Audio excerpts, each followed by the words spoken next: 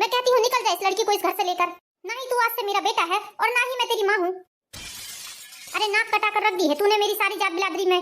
कोई जगह नहीं है तुम दोनों के लिए इस घर में। मैंने कहा निकल जाओ मेरे इस घर से तुम दोनों। भगवान ऐसा मत करो, कहाँ जाएगा हमारा बेटा, तुम ही सोचो।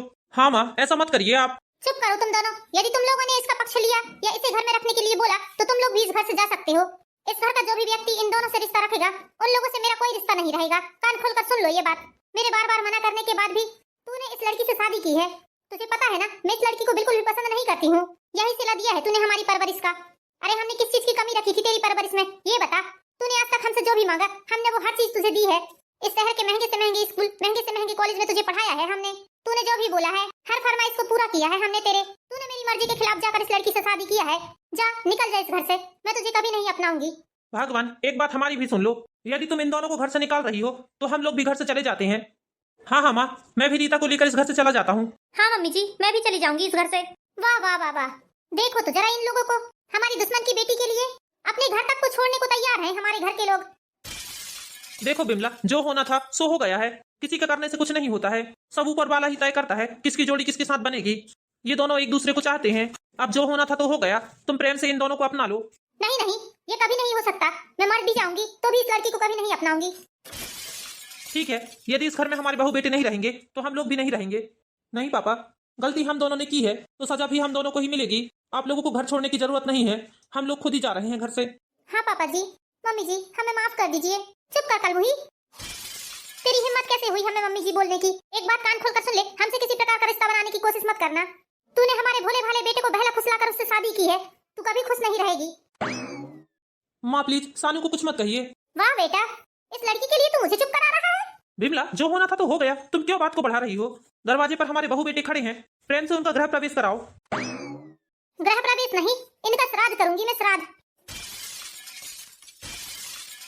भगवान ये क्या बोल रही हो, जरा सोच समझ कर बोलो। हाँ हाँ माँ, क्या बोल रही हो आप। अरे कैसी माँ हो बिमला तुम, जो अपने जीते जागते बेटे का श्राद्ध कर रही हो। हाँ हाँ बिल्कुल करूंगी मैं, बिल्कुल मैं ऐसी ही माँ हूँ। इस लड़के ने मेरे दुश्मन की बेटी से शादी की है। मैं इन दोनों को कभी नहीं अपनाऊंगी। ये लोग मेरे लिए मर चुके हैं।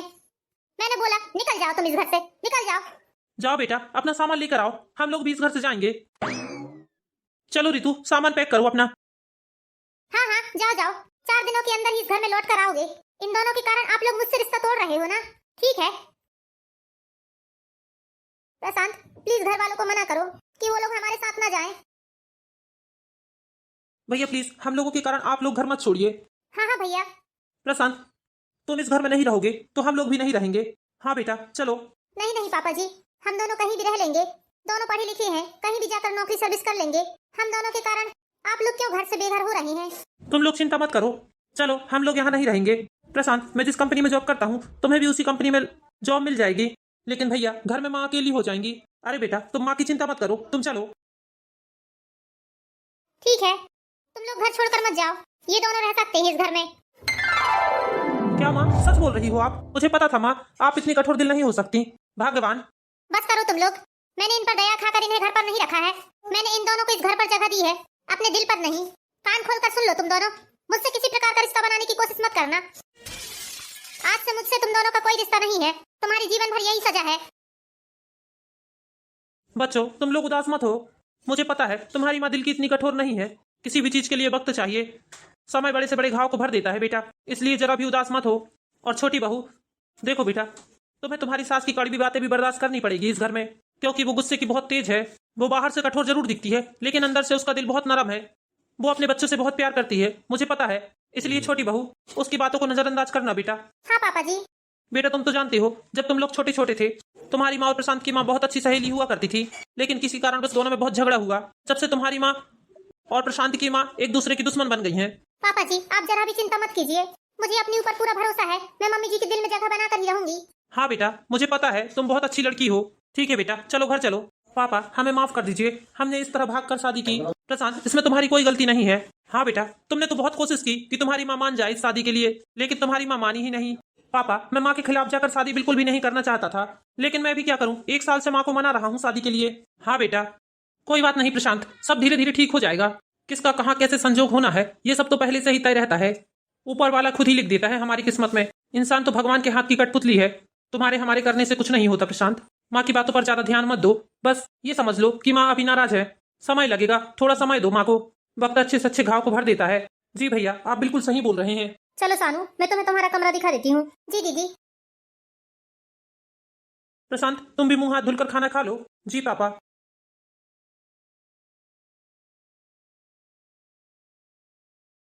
जल्दी से खाना बना लेती हूँ सभी के लिए। बहू, एक बात कान खोल कर सुन लो। जी मम्मी जी, बोलिए। वो कल मुही करम चली किचन के अंदर आना नहीं चाहिए। लेकिन मम्मी जी, अब तो वो हमारे घर की बहू बन गई है। चुप करो बड़ी बहू। जितना हमने तुमसे बोल दिया तुम वही काम करो। तुम्हें हमने बोल दिया कि वो लड़की किचन के अंदर आना नहीं चाहिए। हमने उसे इस घर में रहने की इजाजत दी है, वो भी तुम लोगों के कारण। यदि वो लड़की किचन के अंदर आई तो हम खाना नहीं खाएंगे, और भूखे रहने के कारण यदि हमें कुछ होता है तो इसकी जिम्मेदार तुम होगी, सिर्फ तुम। ठीक है मम्मी जी, वो नहीं आएगी किचन के अंदर, और ना ही वो हमारे मंदिर में जाए। ये बात भी उसे कान खोलकर समझा देना। ठीक है मम्मी जी। सानू, प्लीज सानू, अभी के लिए तुम किचन से चली जाओ। तुमने सुना ना मम्मी जी क्या बोल रही थी? हाँ दीदी, मैंने सुन लिया। सानू प्लीज तुम रो मत, अपना दिल छोटा मत करो। बहुत जल्द तुम्हें इस घर में बहू का दर्जा मिलेगा। भगवान पर भरोसा रखो, वो सब कुछ ठीक कर देंगे। हाँ दीदी, ठीक है। तुम्हें जो भी लगेगा तुम मुझे बता देना। ठीक है दीदी। प्लीज सानू, तुम रो मत, मुझे रोती हुई अच्छी नहीं लग रही हो तुम। हाँ दीदी, ठीक है, मैं नहीं रहूंगी। हे भगवान, ना जाने सब कुछ कब ठीक होगा। बेचारी सानू, ना ही उसे अपनी माँ का प्यार मिल पाएगा और ना ही सास का। माँ बाप के विरोध में भी जाकर बेचारी ने शादी की है। देवर जी, ये लीजिए चाय। अरे भाभी, आप क्यों परेशान हो रही हैं चाय के लिए? अब आपकी देवरानी आ गई है, थोड़ा आप भी आराम करो। अब सानू को बोलना था, वो बना रही थी चाय। वो देवर जी। क्या हुआ भाभी, आप ऐसे? देवर जी, मम्मी जी ने बोला है कि यदि सानू किचन में जाएगी तो मम्मी जी खाना पीना नहीं खाएंगी, और यदि उन्हें कुछ होता है तो इसकी जिम्मेदार मैं रहूंगी। क्या ऐसा बोला माँ ने? हाँ देवर जी, लेकिन कोई बात नहीं देवर जी, सब समय से ठीक हो जाएगा। लीजिए, आप चाय पिए। थैंक यू भाभी। दीदी प्लीज, अब मुझे भी कुछ काम बताइए, मैं इस तरह बैठे बैठे नहीं रह सकती। सानू, तुम चाय पी लो, उसके बाद आना मेरे पास। अरे सानू, तुम चाय तो पियो। आज तुम्हारा पहला दिन है इस घर में, आज तो थोड़ा रेस्ट कर लो, कल से देखते हैं। ठीक है दीदी। प्रशांत, सच में भाभी बहुत अच्छी हैं आपकी। हाँ सानू, भाभी बहुत अच्छी हैं। रीता, रीता बहू। जी मम्मी जी। कल की आई है वो महारानी इस घर में, मैंने उसे एक गिलास इधर से उधर करते नहीं देखा है। मम्मी जी।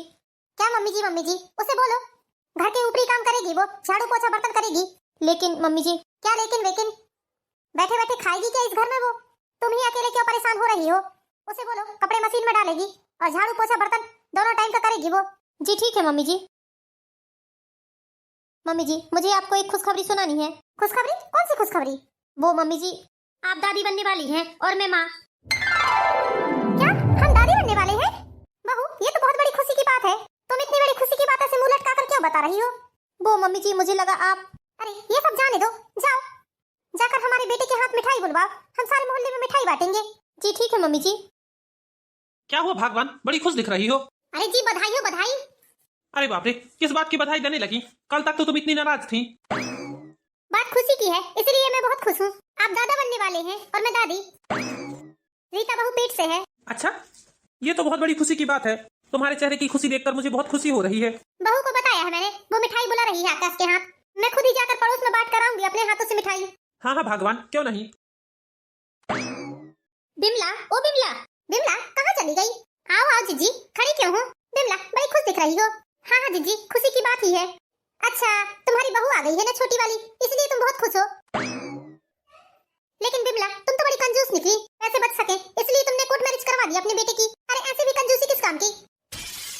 वैसे बढ़िया किया तुमने, हरवा लगाना फिट करी, रंग चोखा की चोखा। बढ़िया, पड़ोस की बहू आ गई है तुम्हारे घर में, मोहल्ले में ही समझाना है तुम्हारा। जीजी, बिना सोचे समझे ही कुछ भी बोल रही हो तुम। अरे हमने क्या गलत बोला है बिमला? हम तो बस तुम्हें बधाई देने के लिए आए थे बिमला। अब हमें क्या मालूम था कि तुम्हें इतना बुरा लग जाएगा। हाँ, वैसे भी बुरा लगना भी चाहिए, तुम तो दूसरे लोगों को बहुत नाम रखती थी। याद करो वो गुप्ताइन, जब गुप्ताइन की बेटी ने भागकर शादी की थी तो तुमने उसे कितना कुछ सुनाया था। अब वो तुम्हें मिलेगी तो तुम्हें कितना सुनाएगी। वैसे कोई बात नहीं बिमला, गुप्ताइन की बेटी ने भी भागकर शादी की थी और तुम्हारे बेटे ने भी भागकर शादी कर ली। अब तो तुम दोनों ही एक सी कैटेगरी में आ गए। वैसे कहाँ है तुम्हारी बहू? दिख नहीं रही है। जीजी, उसे हमारी बहू मत बोलिए, वो हमारी बहू नहीं है, इसलिए उससे हमारा कोई भी रिश्ता नहीं है। और हमें पता है आप हमें यहाँ चार बात सुनाने के लिए आई हैं। आप यहाँ किसी काम से नहीं आई हैं, आप तो बस जले पर नमक छिड़कने आई हैं। तुम तो बुरा मान गई। ठीक है बिमला, हम चलते हैं, हमें थोड़ा काम है। माँ, उषा आंटी क्यों आई थी? क्यों आएगी, हमारे जले में नमक छिड़कने आई थी वो। है बेटा, आज इस नालायक के कारण हमें जिज्जी ने कितना कुछ सुनाया है। ये तो शुरुआत है, आगे आगे देखो हमें क्या कुछ नहीं सहना पड़ेगा। माँ, आप मोहल्ले वालों की बातों पर ध्यान मत दीजिए, सारी बातों को भूलने की कोशिश करिए। नहीं, ये कभी नहीं हो सकता। रिश्तेदारों में, अड़ोस पड़ोस में कितनी इज्जत थी हमारी, आज इस नालायक के कारण सारी इज्जत धूमिल हो गई है। मिट्टी में मिला दिया है इस नालायक ने हमारी इज्जत को। हम इसे कभी माफ नहीं कर सकते बेटा, कभी नहीं। माँ प्लीज, जो हुआ उसे भूल जाइए। भूल जाऊं? क्या भूल जाऊं ये बता। जाकर उस लड़की को पहले तलाक दे दे, तो मैं सब कुछ भूल जाऊंगी। दे सकता है तलाक? नहीं दे सकता ना। ये कैसी बातें कर रही हैं माँ आप? सानू अब इस घर की बहू है, उसने बेचारी ने प्रशांत से माँ बाप के खिलाफ जाकर शादी की है। अब यदि प्रशांत भी उसे छोड़ देगा तो वो कहाँ जाएगी, ये बताइए। अरे मैंने थोड़ी ना बोला था उसे कि मेरे बेटे से भागकर शादी कर। मेरे भी तो इच्छा के खिलाफ शादी की है ना इसने। अमीर लड़का देखकर फंसाया है उसने मेरे बेटे को। मैं उसे कभी माफ नहीं करूंगी, मर जाऊंगी लेकिन मैं उस लड़की को माफ नहीं कर सकती। मेरी मान प्रतिष्ठा सबको मिट्टी में मिला दिया है इन दोनों ने। वो तो आज तुम लोगों के कारण ये दोनों इस घर पर हैं, नहीं तो गली गली भटकते रहते। सारे प्यार का भूत उतर जाता इन दोनों का। माँ, आप गुस्से को शांत कीजिए, वैसे भी आपका बीपी हाई हो जाता है। बस क्या था, इसी तरह समय बीतता जाता है, लेकिन बिमला जी की नाराजगी अपने छोटे बहू बेटों के प्रति खत्म नहीं होती। इसी तरह समय बीत जाता है और बिमला जी की बड़ी बहू रीता को एक बेटा भी हो जाता है। दीदी बहुत बहुत बधाई हो आपको। हाँ सानू, तुमको भी बहुत बहुत बधाई हो, तुम भी चाची बन गई। कांग्रेचुलेशंस भाभी। थैंक यू देवर जी। दीदी मुझे दीजिए ना मुन्ने को। हाँ हाँ सानू, लो ना। ए लड़की खबरदार, मेरे नाती को हाथ लगाने की कोशिश भी मत करना। तुमने हिम्मत कैसे की मेरी नाती को गोदी में लेने की? मम्मी जी अब तो सानू को मत कोसिए आप, बेचारी कितना काम करती है घर में, सबकी कितनी देखभाल करती है, किस चीज में कमी छोड़ी है उसने।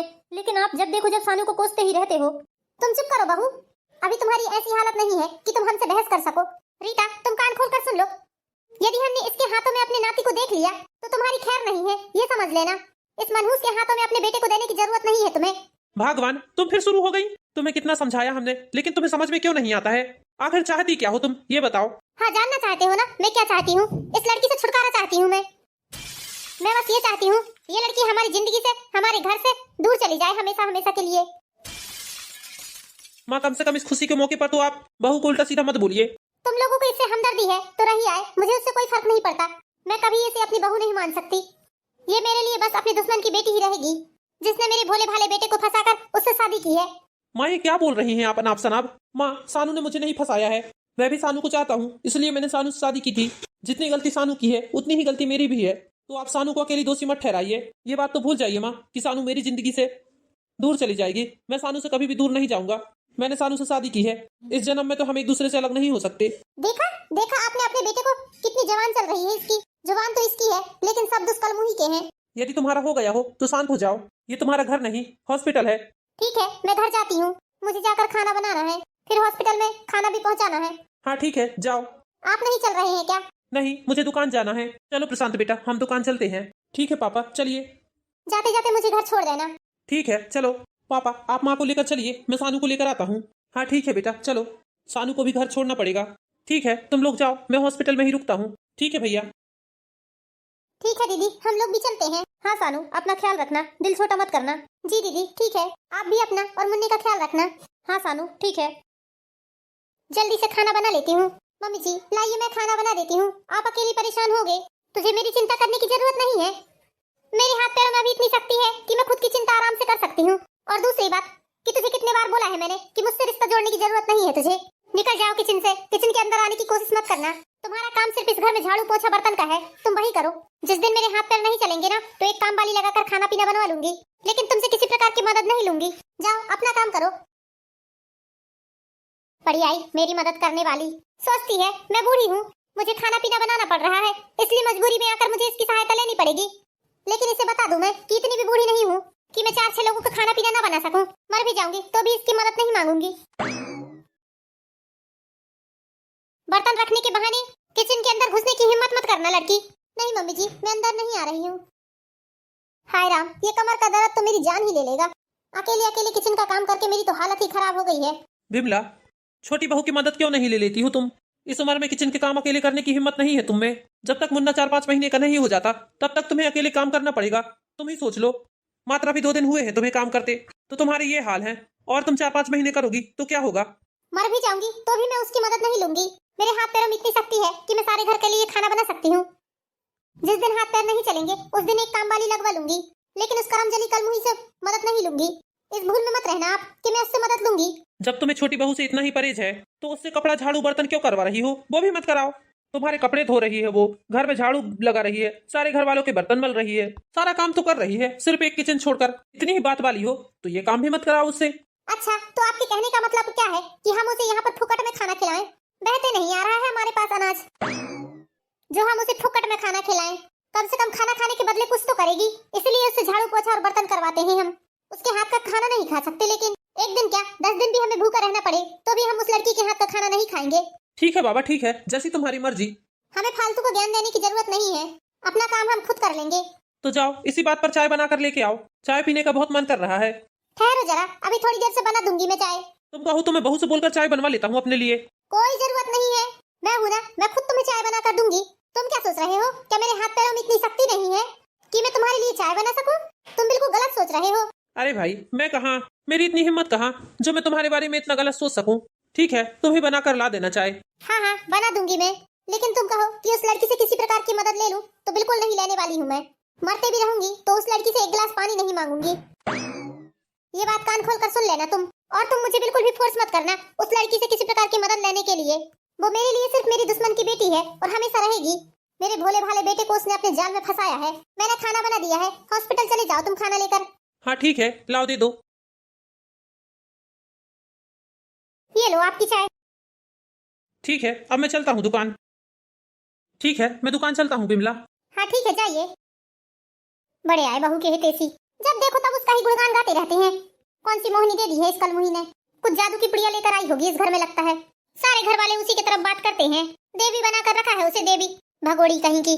मेरे भोले भाले बेटे को बहला फुसलाकर उससे भागकर शादी कर ली। नहीं तो मेरा बेटा कभी भी ऐसा नहीं था। मेरी मर्जी के खिलाफ मेरा बेटा कभी नहीं जा सकता था। जब तक इसकी शादी नहीं हुई थी तब तक मेरा बेटा मुझसे बिना पूछे कुछ भी काम नहीं करता था। उसे कौन सी स्कूल में जाना है, कौन सी कॉलेज में जाना है, क्या करना है क्या नहीं करना है, ये सब मैं ही उसे बताती थी। और अब देखो, अब तो इस कलमुही ने ऐसा जादू किया है कि अपनी माँ से बात करना तक पसंद नहीं करता। मेरा बस चले ना तो धक्के मार कर निकाल दूं इस लड़की को घर से। लेकिन क्या बताऊं, घर वालों के सामने मेरी चलती नहीं है जरा। मोहल्ले में मिठाई भी बांटने जाना है मुझे, लेकिन घर के सारे काम भी तो करना है मुझे। यदि मिठाई बांटने चली गई तो घर के काम रह जाएंगे। एक काम करती हूँ, जल्दी जल्दी सारे घर के काम कर लेती हूँ, फिर मिठाई बांटने जाऊंगी। मोहल्ले पड़ोस के लोगों को भी तो पता चले मेरा नाती हुआ है। अरे मर गई रे, बचाओ कोई, हे राम बचाओ, हे भगवान कोई तो बचाओ मुझे, कोई तो बचाओ, मेरी कमर गई, मेरी कमर की हड्डी टूट गई। मम्मी जी क्या हुआ आपको? चलिए मम्मी जी उठिए, खबरदार जो मुझे हाथ लगाया तो। मम्मी जी अभी गुस्सा करने का समय नहीं है, प्लीज मम्मी जी आप उठिए। लाइए मैं पकड़कर उठाती हूँ आपको। मैं यहाँ पड़ी पड़ी मर भी जाऊंगी तो भी तेरे हाथ नहीं लगने दूंगी। चले जा मेरी नजरों के सामने से, प्लीज मम्मी जी जिद मत कीजिए, उठिए चलिए। घर पर कोई भी नहीं है मम्मी जी, जा वो पड़ोस के लड़के को बुला के लाना, वो मुझे उठा कर ले जाएगा।